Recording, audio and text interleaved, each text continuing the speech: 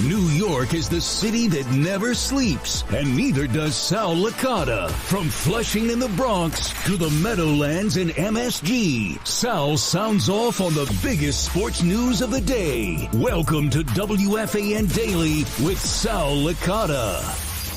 It's not Sal Licata, it's Pete Hoffman, and we have a very special edition of WFAN Daily as I have the honor to bring in right now Bellator Flyweight champ and PFL going for the big prize in the PFL, Liz Carmouche. What's up, Liz? How are we doing? I'm doing great. Thank you. How are you? I'm fantastic. All right, listen, you just came off a huge victory. You're in the playoffs now. You have a big fight coming up with Santos, the $1 million prize, all that stuff. Just give me coming off that big win for you. How does it feel? PFL, this is the first time around for you being in this season. How's it feeling, making the way to the playoffs? Yeah, I mean, it feels great. The pressure is definitely on going into round two, knowing that if I went to decision, I was out of the semifinals. Even if it meant that I put on a great performance, I still got the win. That a win didn't guarantee my spot. But I've been really adamant since I left UFC to make sure I made a statement and I finished all my fights. So that lined up with everything that I try and do. I love the idea that we have to stay active all year round because that's what I do anyway. So at least now I have a goal every time I come back from a fight. It's not like I'm just helping other people get ready or just moseying around, but I have a goal every single time, and I love that. Well, take me through, when you're interested in Bellator and you're not sure when the next fight is and when you're going to try to plan to see who you're going to fight compared to this. You're saying you're staying active, but you're always active. Is it frustrating when you're active and you're not really sure when you're going to fight? Whereas this, that you have a plan fight out in 3 months. Yeah, it's super frustrating. When I commit myself to the idea that I'm a professional athlete all year round, so I'm trying to stay active and train all the time. But when you go in, you don't know what you're working towards. You don't know when you want to make your peak performance. There's a time when you're in the best performance to line up for being in ideal shape so that you can go out there and perform where you need to. And when you don't know when that is, you're like, I don't know if that's in 9 months or if that's in 2 weeks, and you're trying to line it up correctly. It's really frustrating and difficult to make sure you can go out there and do everything you need to. Now, August 2nd is the playoffs, so we're a little bit away.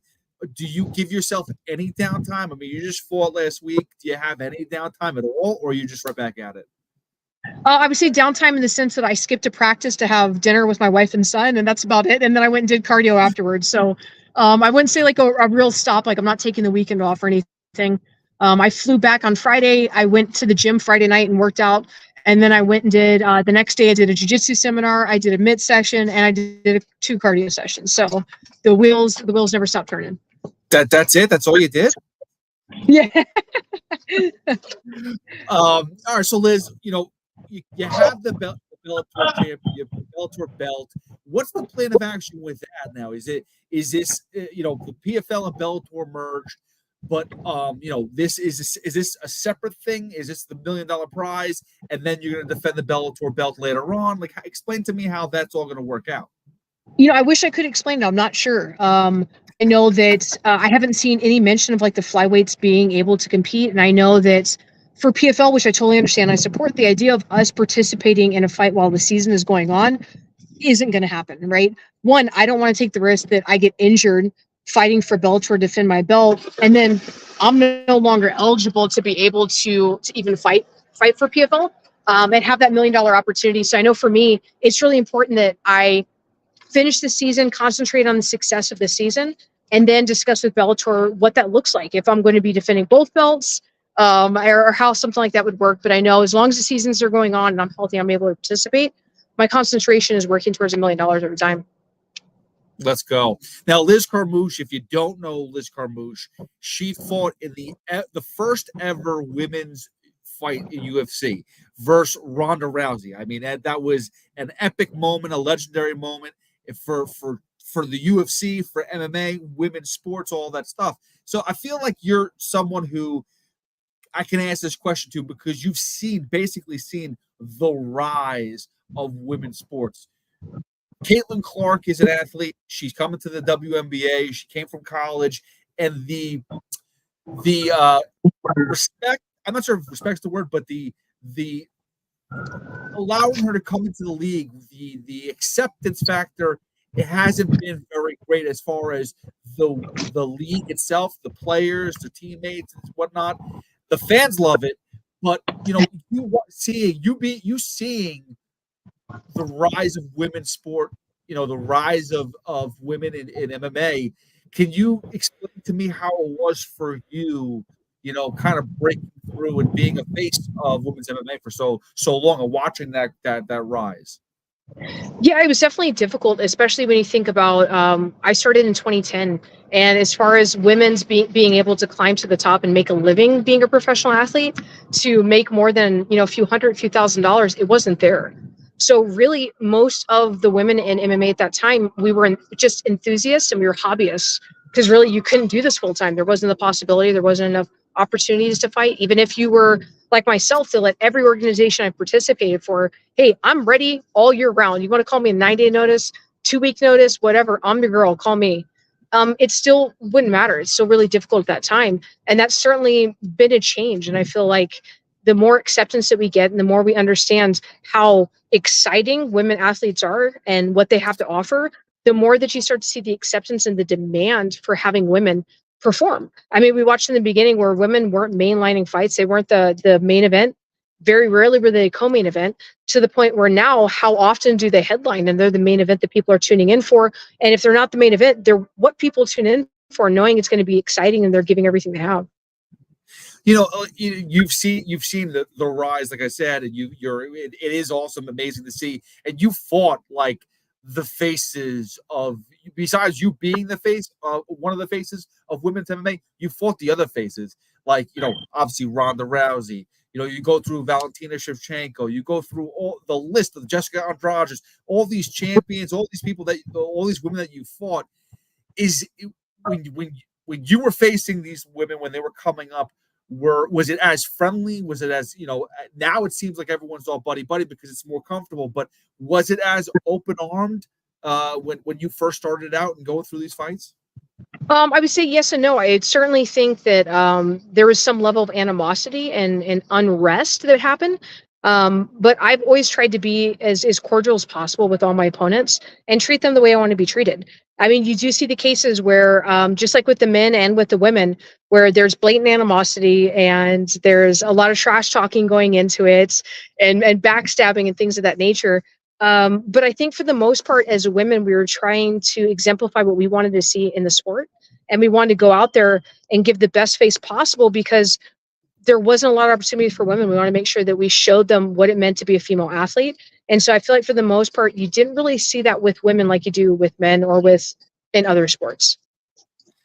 I want to go through some names with you, and I want, you don't have to go long on them, but if I want to give a name and I want to hear your instant reaction of their names. So I'm going to start here. I'll make it easy. Jessica Andrade. Oh man, a tough opponent. She's now fought at 135, 125, and 115, and been able to dominate and grow into her strengths, become a phenomenal athlete. Miesha Tate.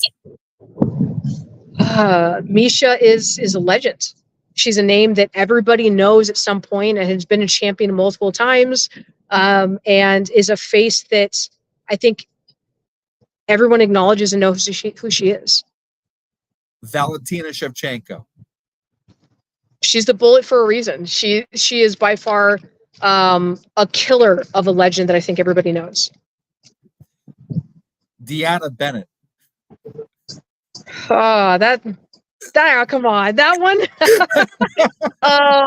Miss No Make Weight.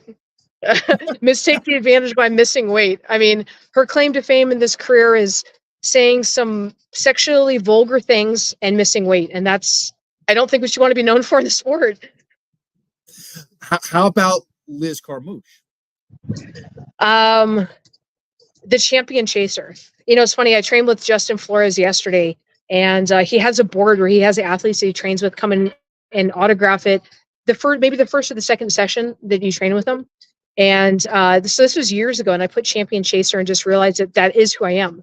That I was chasing it in the UFC, I was chasing in Strikeforce, I was chasing it into Bellator, and now here I am in PFL doing the same thing. And that's who I am, as somebody who's always trying to be the best in the sport and trying to push myself to new levels, no matter the obstacles in front of me.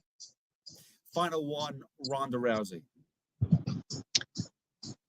The reason that women's MMA is where it is today.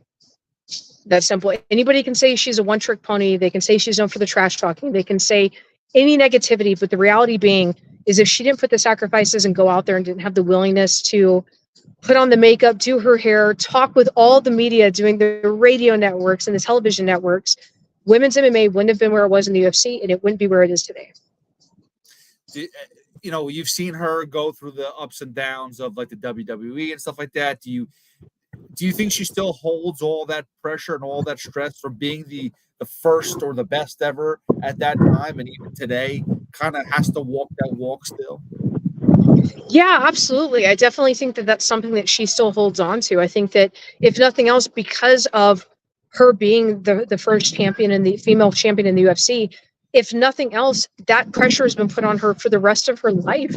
And that's difficult. You know, like, yeah, I may have participated, and it takes two to tango. And I was certainly there with her helping make history. But as her being the winner, she's the one that has to continue with that torch and exemplify what women expect a champion to be for as long as she's alive. Again, Liz Carmouche joining us right now. And, you know, you have a huge fight coming up in August, like we talked about. Talia Santos. Any idea how you're going to approach this fight? I mean, it's still early on, but like, how soon do you start diving into do I get to pull the tape out of all Talia Santos's fights? Do I start to kind of build my game plan, or are you just kind of still kind of doing basic training right now until you're like getting closer? Yeah, I mean, the great thing about PFL is when we walk out of our fight, once we have the results, we know who our next opponent is immediately. So the moment that I fly back to my gym, we can immediately start game planning. I can talk with my coaches and see if they follow tape, or we get to watch them fight and know stylistically the most recent fight that they have, what they're doing. So it's great that I can start preparing immediately to be in exactly where I need to for this fight. And who is there anyone that you're worried about fighting ever? Like, I mean, I know the champion, everyone's kind of sweating over her right now. They love her. That's the new name that everyone wants to, you know, be whatever. Are you nervous about getting to her at all? You're not even focused on her yet. Let's go through Santos first. Yeah, you know, I ultimately, of course, like I see her being in the finals, and that's who I'm facing, right?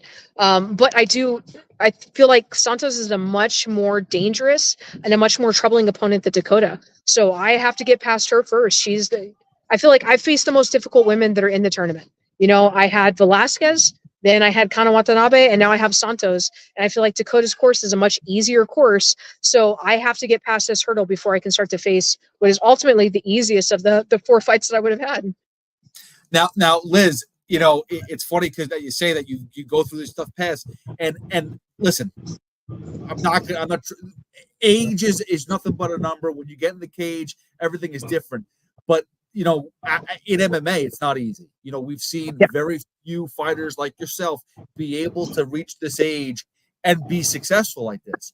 You know, you see these young bucks, though. Do you think that at this point in time in the career, you know more than they do, but it's about still being able to produce and being able to be productive in the cage? When you see someone like her that's so young, is it like, oh, I know how to pick her apart? She has no idea what she's ready for. Can you physically do it? Is that the question?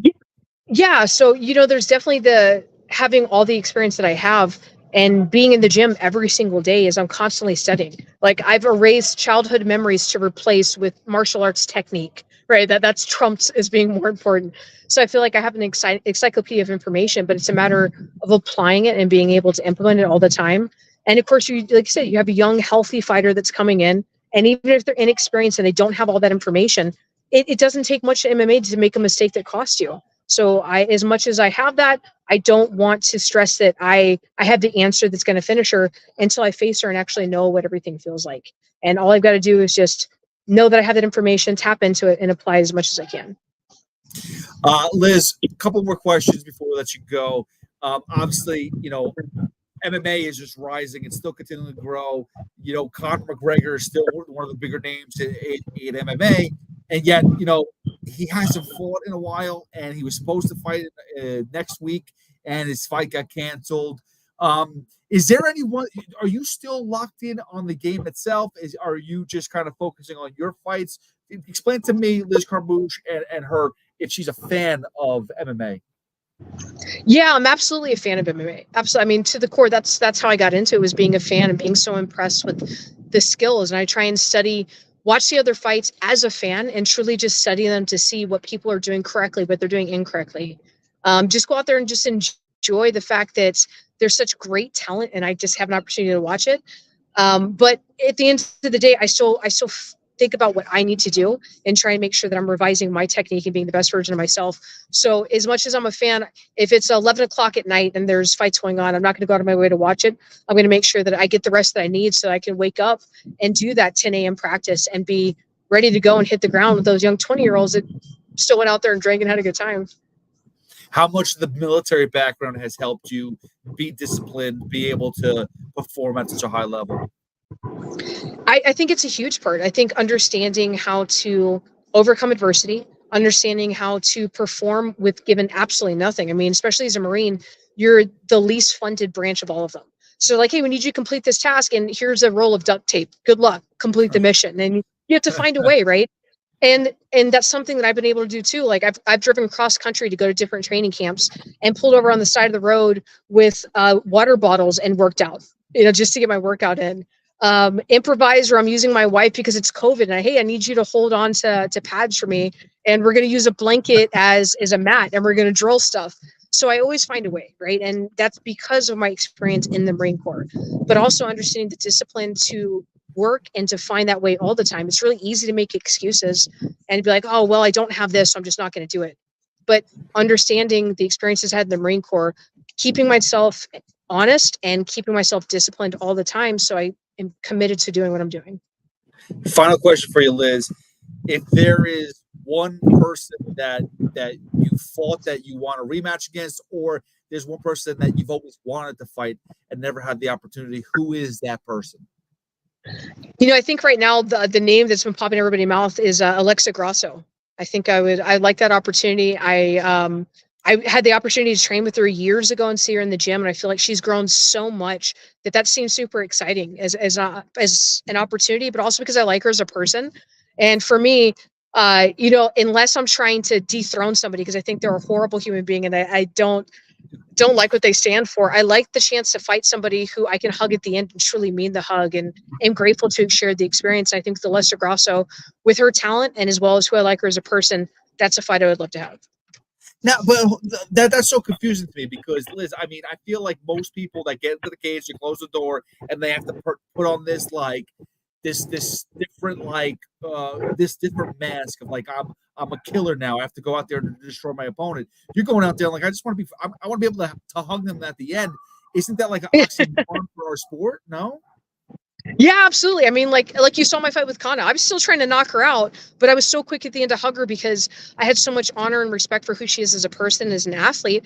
But once that fight was done and the bell rang, it was turn that switch off. And it was so easy and quick to turn it off and just see somebody that was in pain and somebody that was sad because they knew what that meant by losing the fight. I can very quickly turn it off. It's very easy for me to turn it on. Like, hey, the moment that door closes and they say go, it's on, let's go. And the moment that bell rings, I can easily turn it off and walk out there and just be grateful for the experience we had. Well, that's awesome. That's amazing. Liz Carmouche, thank you so much. I'm so grateful for the time. I appreciate it. Best of luck in August. We'll hope to see you in the finals. And honestly, just thank you so much for the opportunity to talk to you. Thank you so much. Again, and listen, I appreciate it. We'll talk soon. Thank you so much to Liz Carmouche. Thank you for everyone who tuned in. Again, this is another episode of WFAN Daily. Pete Hoffman filling in. You can always follow me at Hoff WFAN. Like, subscribe, all that good stuff. Thank you, and we'll see you guys next time.